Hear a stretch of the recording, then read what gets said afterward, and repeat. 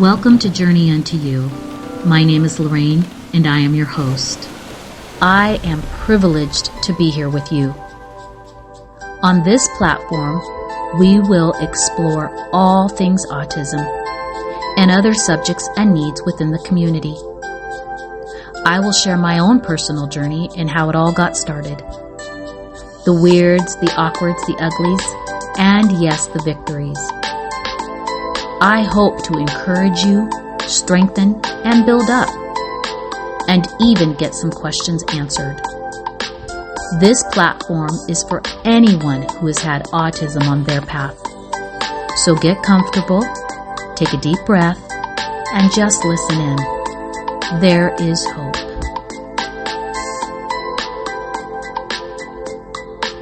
Welcome back to Journey Unto You, Part 2, the beginning of the journey. My name is Lorraine. In the last episode, I began to open up the door to how it all began for me as a mom of an autistic child. One of the things that I wanted to share with you on this episode is that I had a normal pregnancy. Everything went as so. Normal birth. It was a great birth. I didn't even get an epidural until the very last minute, which really wasn't really having it.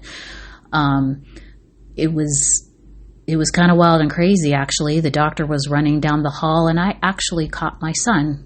When I gave birth to him, she got right up to the birthing bed as I caught him. So it was kind of one of those experiences, and it was wonderful. I have nothing to report that would indicate that my son had autism at all. It was wonderful. It was great.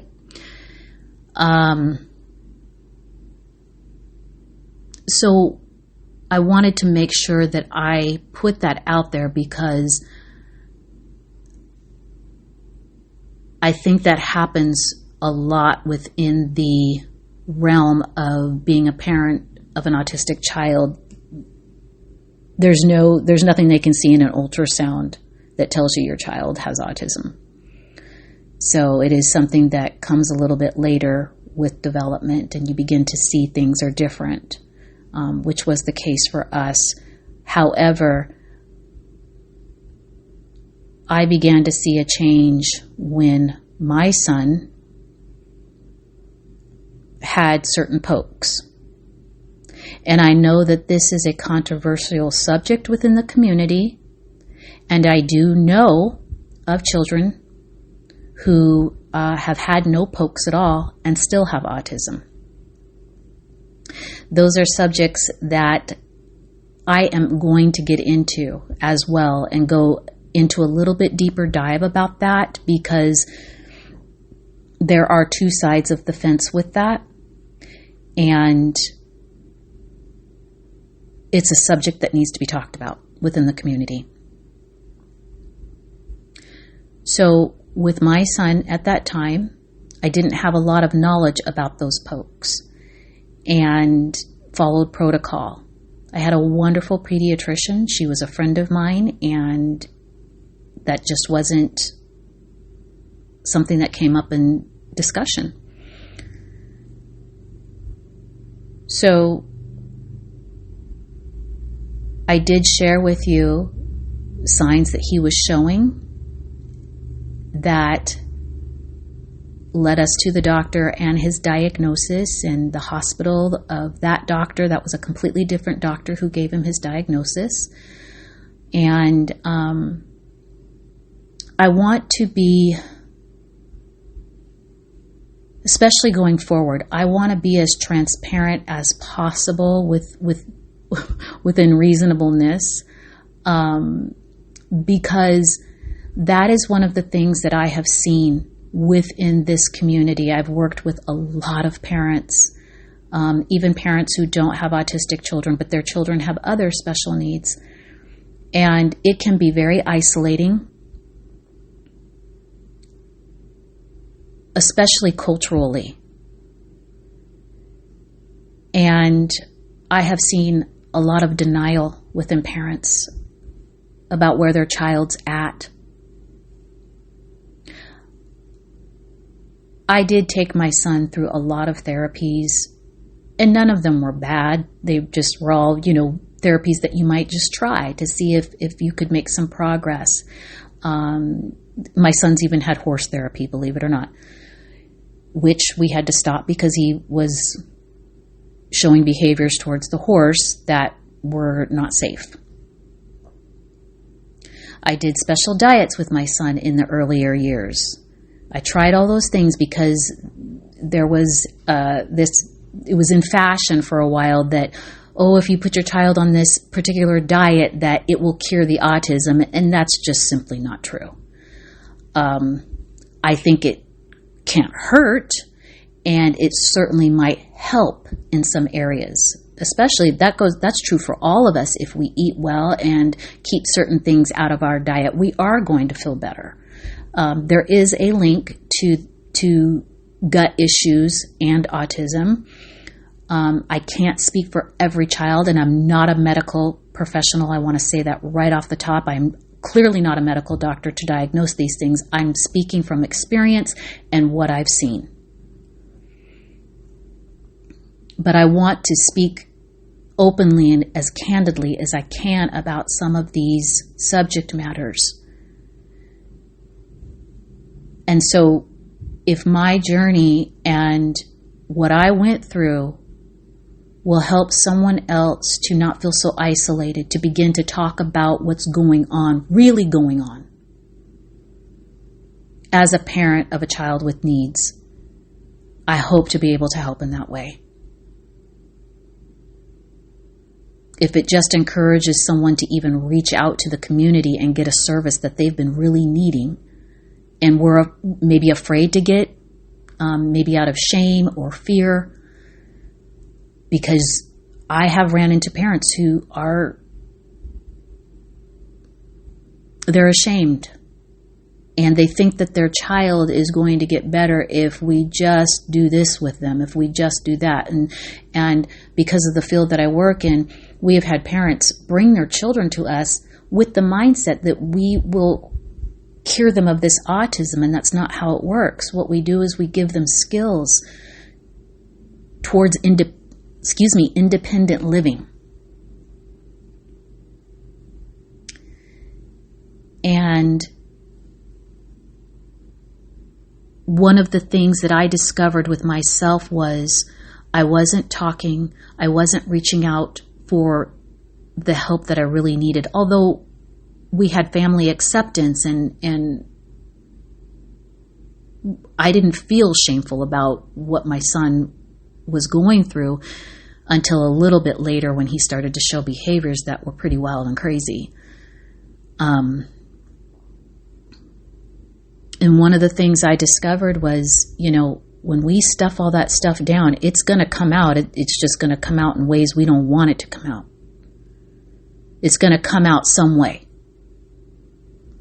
So I want to really share and be open with my path as best as I can. So when I left off in part 1, when he began to be difficult and showing behaviors,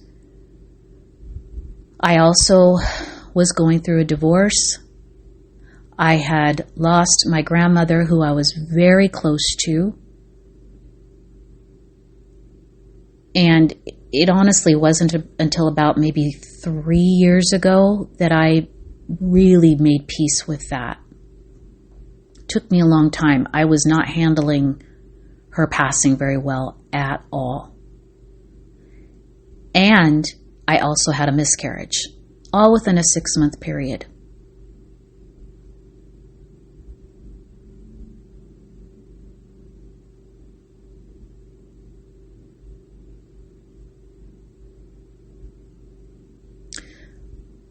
So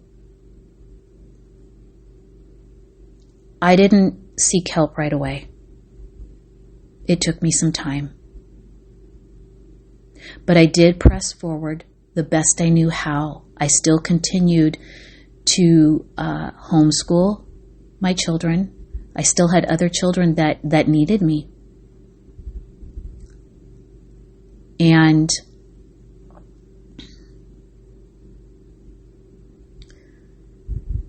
I actually believe that being home with children was part of the grace in this situation, because my children did have me. Although I wasn't handling myself very well, I was there for them. And I was implementing homeschool. We were together. I was being a mom. I was continuing to take my children to church and teach them the things that I felt were important to our family, even though I was crumbling inside and not implementing what I truly believed for myself. I had to get to that place where I surrendered everything to the Father. And I wasn't quite there yet. So during this time, as I said, I was making some very poor choices with the divorce and handling my grandmother's passing.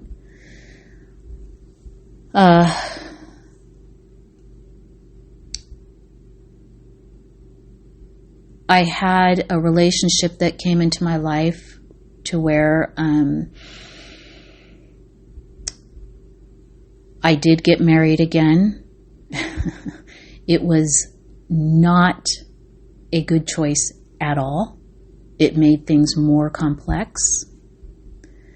And I'm not going to get too much into that because it's not the basis of the message that I'm trying to send. But I am putting myself out there to see that we are humans, and we have a Lord that shows us so much mercy and grace when we are not showing it to ourselves. So during this time, I did become pregnant with my son, my youngest son, who is now almost 14. And I began to get back into church and start working on myself. I was in and out of Celebrate Recovery, but I was starting to take it more seriously. And even though I was going through not this great relationship that I don't really know where that choice came from, but that's what I chose to do. So I had to walk through it, and it didn't even last but a few months. And I was really, really struggling with my son at that time. He was having horrible temper tantrums. He was on medication. He was speaking things about hurting the baby. Quite frankly, he was saying he was going to kill the baby. And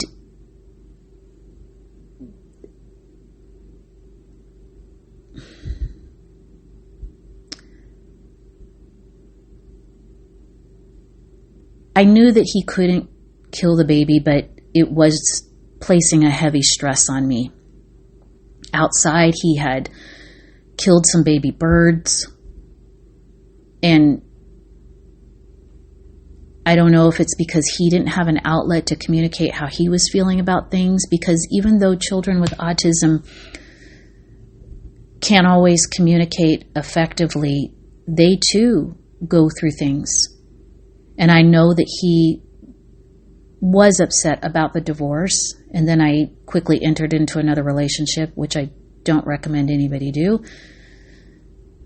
This is why I'm sharing my story, so that you can prevent from making the same mistakes I made. And I had a great co-parenting relationship with his dad, but it still didn't, stop the fact that my son and my other children had some feelings around that. I went through divorce recovery, which was through Celebrate Recovery for my children, which helped them a lot. But he was still showing behaviors that I didn't know what to do. He would go outside and squish frogs with his bare hands. just some of that's being a boy, but some of it just didn't feel very normal to me, and I didn't know what to do. He began to be aggressive towards me and his siblings, and I started reaching out for help, and the Lord connected me with some really wonderful people through church. They had a special needs Sunday school, which my son eventually did. We did get asked or I got asked to have him not come back, which was really hard for me.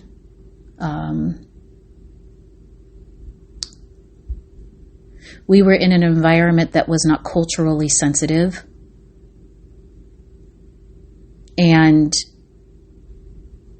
I understood that the other children needed to be protected as well. So it was a twofold situation. And the Sunday school teacher that was a part of that had a lot of experience with special needs. And she was in agreement with me that it wasn't handled the best way, especially not only culturally, but when we are dealing with God's people, we need to have a different mindset. And that is why I am talking about all this stuff, because I went through it, and it is real, and it did exist. And that, yes, there were moments that I experienced of racism. Absolutely. There were moments when I just experienced unkind people because of my son's behavior. And it isn't to excuse his behavior, it's to bring to light what this is like for a parent. And we do have to change our lens with these parents. When we see a parent going through something that has an autistic child, instead of judging them and criticizing them, take a moment. Take a moment. And God began to bring people. Even in my recovery, there was a woman he brought to me, and she walked up to me and she said, I know exactly what you're going through. My daughter's autistic. And she had been through the same things, and her daughter was older. And she became a wonderful friend of mine. Not only was I going through recovery, but the Lord used that to bring other people into my path to help support me as I got well.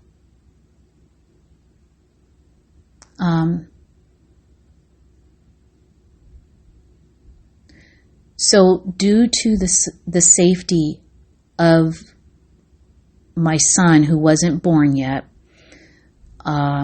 we did call a meeting. By this point, I did have quite a few people involved because my son was, again, showing a lot of behaviors at school. And I had other resources within the community that, like I said, the Lord brought people into my life, and they just were able to pull strings that brought a collective team together to problem solve. So at that time, I was getting pretty close to, I was in my third trimester, and my son was expressing hurting the baby. And I shared this with my midwife and the stress that it was bringing. And she wrote a letter to the team, and I had full support in that way. I did have my son at home. So I had a midwife at that time. And that letter was what got the ball rolling. And they began to bring services. They began to show me, you need to talk to this person and this person. And so I started having conversations with people who could open doors to get the right help for my son. The caveat, however, at that time was what we needed was respite care. What we needed was him to be placed somewhere temporarily so that I could actually have this baby in peace. And what was told to us, to me, in which I shared with his dad, was, and I'm going to just speak in layman's terms because the social worker didn't quite come out and say it in this way, but basically someone in our house had to be severely hurt in order for them to move in and remove him. So we kind of had to let the chips fall. And I really wasn't willing to let my children get hurt. So I didn't know what to do. But one day, shortly thereafter, my son was having a huge temper tantrum. He came at me swinging, and my daughter, who is older than him, got in front of him because, I was protecting my stomach. She got in front of him, so he ended up punching her in the mouth. And she wore braces at that time. So that was enough for them to remove him. At that time, the whole thing was a complete shock. I called his dad and I said, listen, I need you to get here. And he explained, he said, well, I'm out in the field. And I said, my words were, I don't care where you are, get here now. So he did come, and we followed protocol in the steps that they told us to, which we did. We called the police. They came, and the officer could see that I was in distress. I was. And he said, I have seen this happen before, and it's not going to feel good. It's going to be a little traumatic, but I do have to put him in handcuffs. I have to follow the protocols.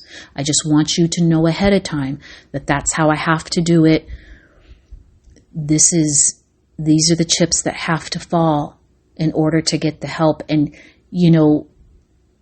it's awful that our system is set up like that. But it is.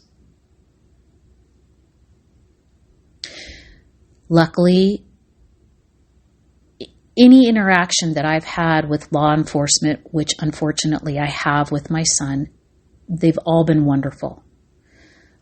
But some parents, not so much.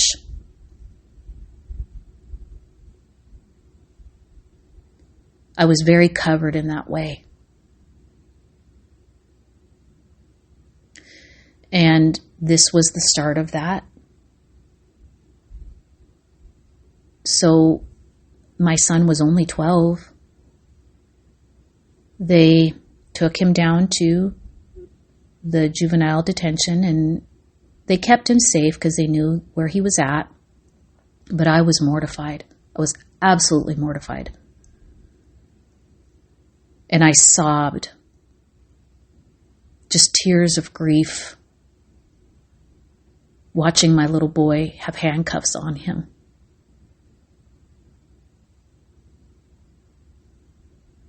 Which, to be quite frank, brings in more trauma to a family that needs help. And our system is very broken that way.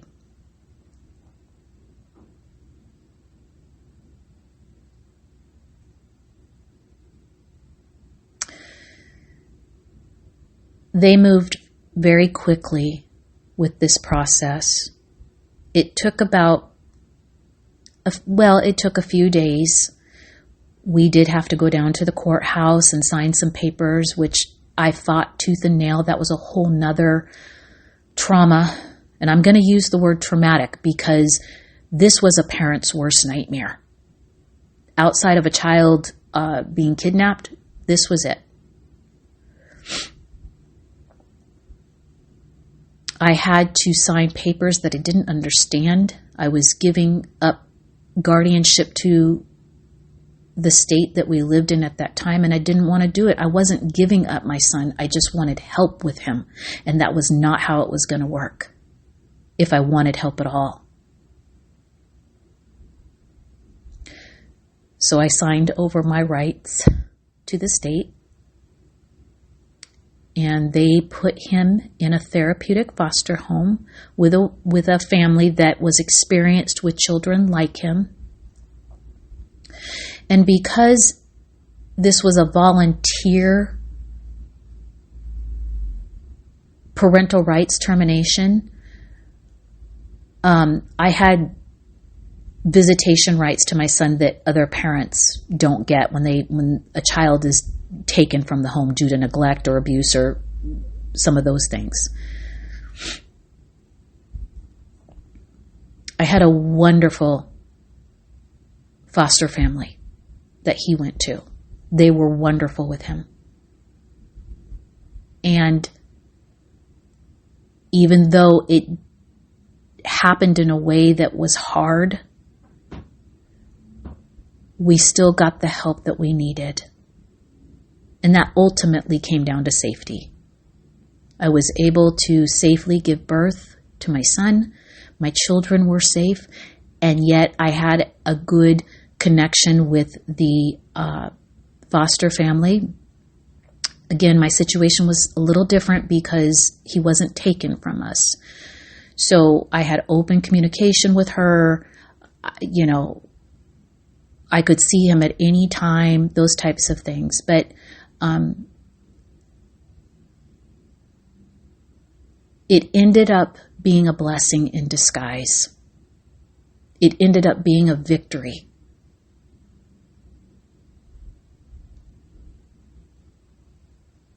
The Lord used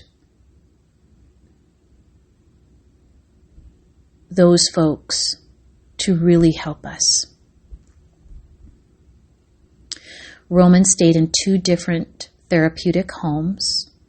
The first one that he was in, the mother of that home was going to be having surgery, so she wasn't going to be able to care for him. So they moved him to a different home. And this family was phenomenal, just phenomenal. She was a employee of the high school in our district. So again, my situation was different. So I was able to have open communication and open relationships with these parents and go from there. So my son was able to stay in town and she took him to school with her.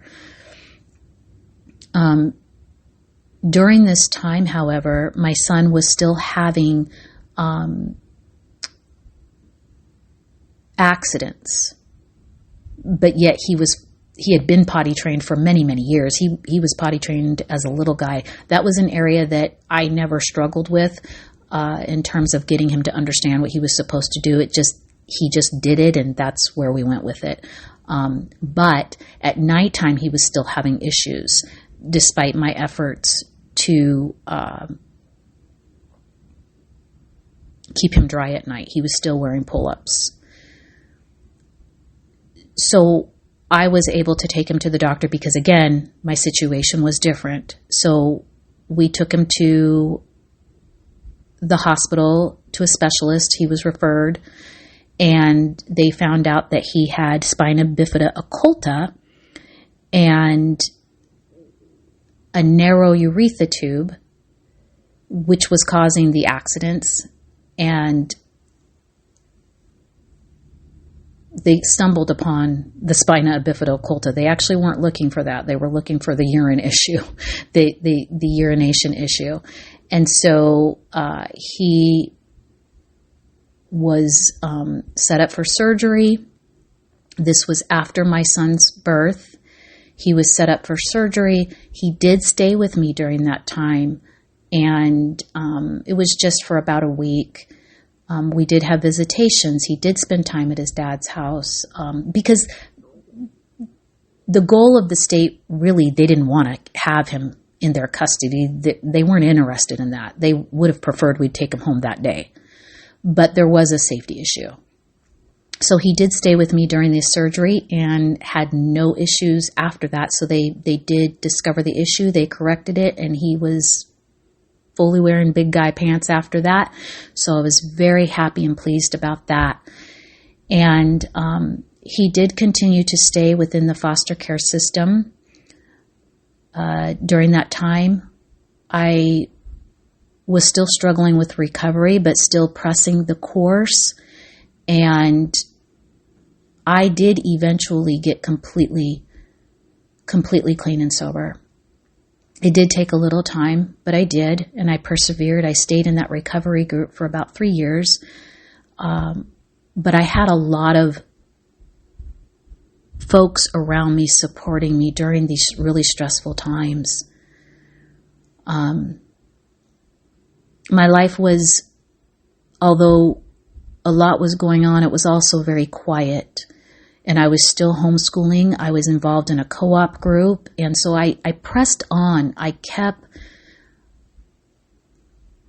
one foot forward in front of the other. I didn't give up. I knew it could be better.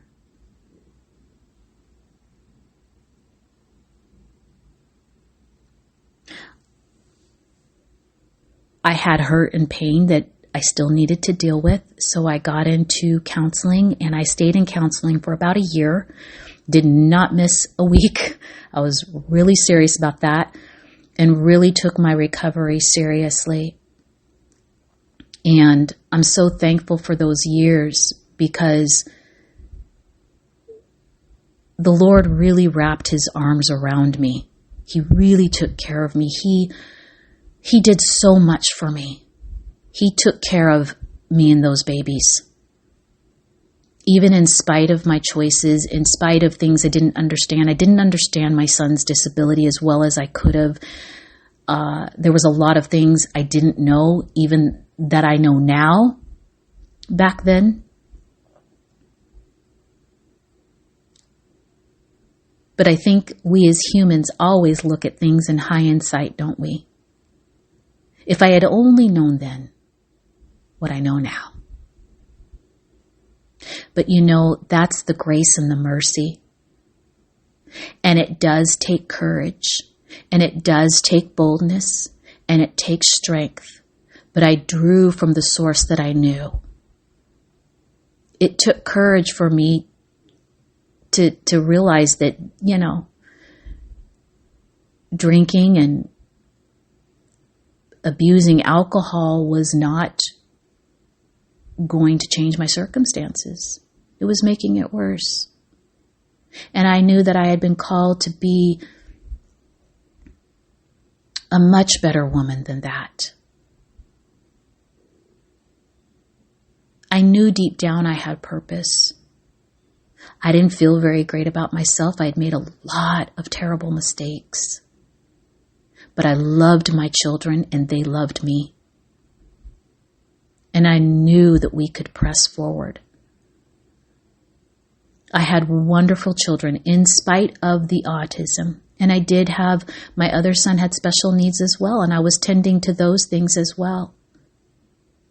But I threw myself into motherhood. Once I got through that counseling and once I got sober, I threw myself into just becoming a better person one step at a time. And no, I didn't do it perfectly. Yes, I continued to make some mistakes here and there, but they weren't what they were before.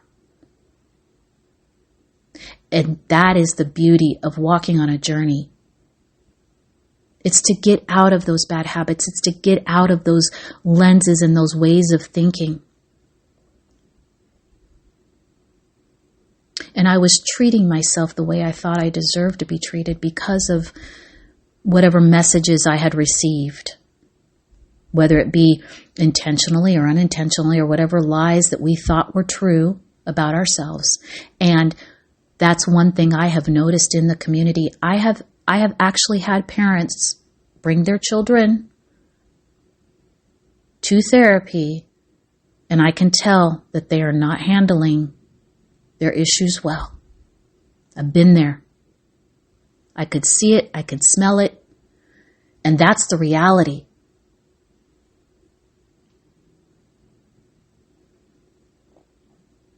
I understand it and I don't judge it.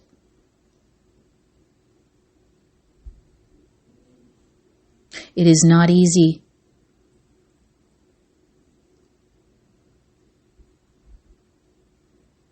I'm not excusing it. But one thing I've learned is if we remain teachable, not gullible, but teachable, doors will open. If we humble ourselves and admit to other people, I had to admit to other people, I don't got this. I'm a mess and I don't know what to do with this child.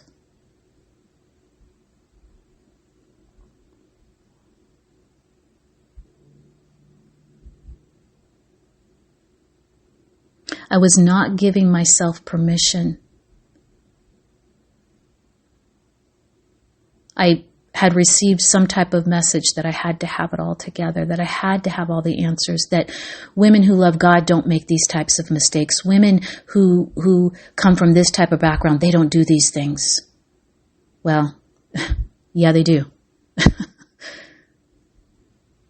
But even in the midst of all of this, I loved my children and I did love God. And I knew there was hope.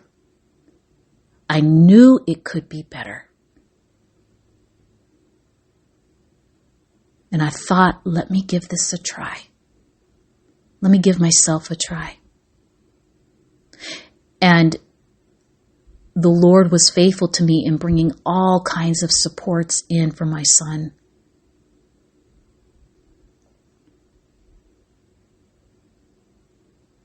We tried to have him come back home several times throughout that process. He never did fully come back home.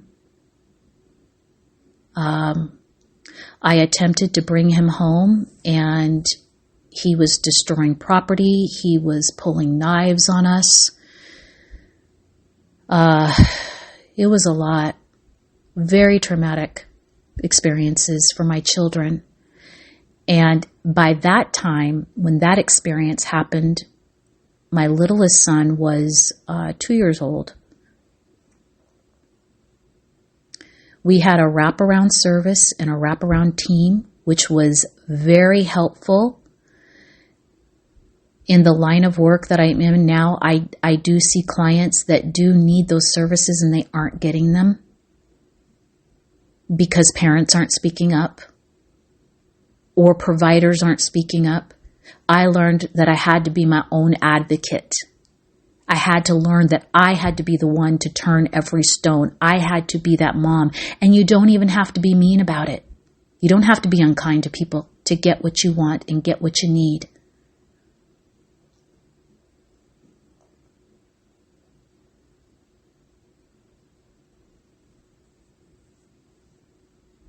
And we were working with a wraparound team at this time. Of course, he was removed from the home again. He was very uncooperative on a whole lot of levels. He wouldn't even let us get his hair cut. That is very common with autistic children. They do not like their head touched or their hair. That's still an issue. He's better about it, but it's still a thing. And he's going to be 27 years old this year. We don't say haircuts. We say you're going to get a trim. It's still a big deal. But I had very little room for error as a parent with him, which is very common with parents. At that time, I stopped listening to music even because it was an irritation to him. And I grew up in music. I sung my whole life. Music was a part of me brushing my teeth. My children grew up on music every day being played in my home. And that was 12 years ago. And I still to this day don't play music in my house every day. I never did go back to that.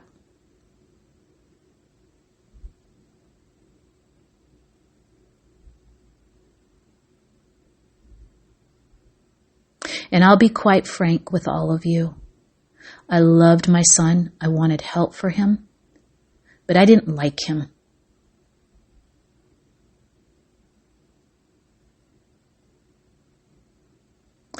And his dad was very supportive. And we both did the very best we could. And at the time that he pulled the knife on us, it was the children and I. My two little ones ran under the table, and I got all the children out of Dodge because if anybody was going to go down that day, it was going to be me. I had my oldest call the police, And somehow, I mean, honestly, I don't even have a memory of it, but somehow that knife got taken. And when the cops arrived, I was sitting on my son to keep him.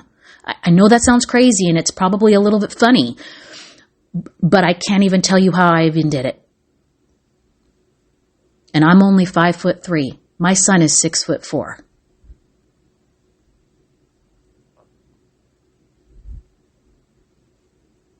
They removed him again from my home that day. They took my son to the juvenile detention that day because they had nowhere for him. We were in the trial period of having him come back to the home, so he had no foster home to go to. So they kept him in jail. They kept him in isolation because they needed to keep him safe from the other children that were in there. My son did not respond well to that. He went to the bathroom on himself and smeared it all over in the cell. Of course, they had him clean it up. That's consequences of your choices. It was hard. It was hard as a mom to go visit your son in that type of environment. And I don't wish that on any mom. But there are those of us moms who've had to. And some moms for way worse things than what I've been through.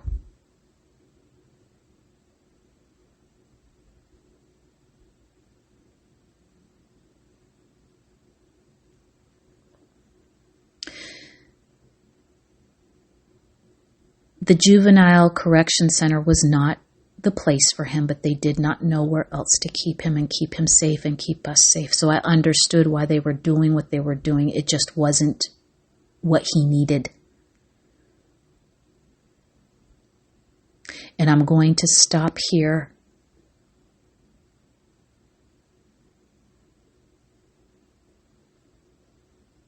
And I want to thank you for letting me share some painful things that still bring tears to my eyes. But the Lord used every piece of it. And you do not have to believe like I believe in order to understand that we are humans and we are people and we have feelings and we go through things. We all still bleed red. We all still want to be valued, loved, and treasured. Even if we're not doing a very good job of loving ourselves.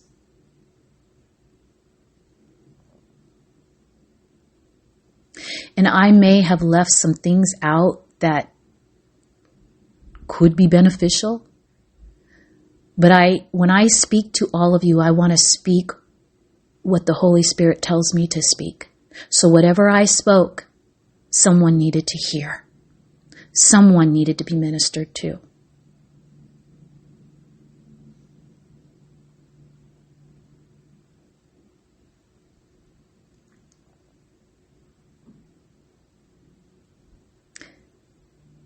I want to thank you for letting me have this place to speak to all of you.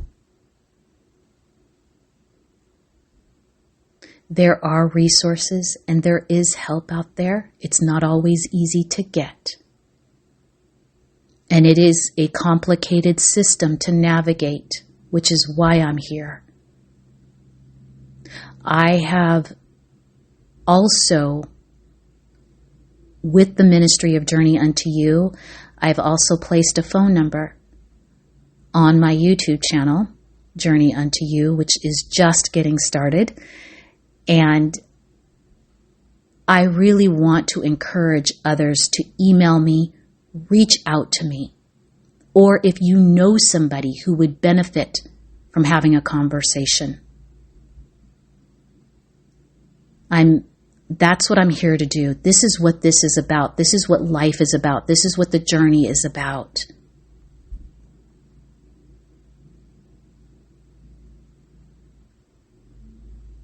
please do not hesitate to email me. The phone number is also on my YouTube channel.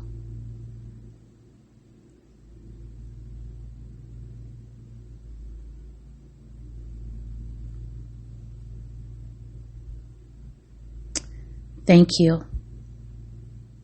And I am going to amend to this part 2, and I am going to do a part 3 to finish out the story of what happened to my son when they put him in the juvenile detention, and what happened after that, and get you all up to speed.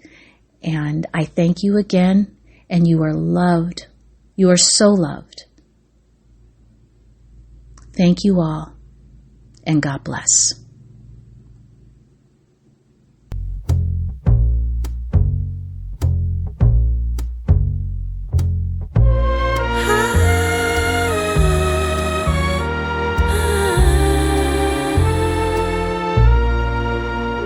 Now I've journeyed oh so far just to get right where you are. The root and the offspring of David, the bright and morning star. Though this cold road which I walked taught me to run to you, and you found me 'cause I was lost, but journeyed unto you.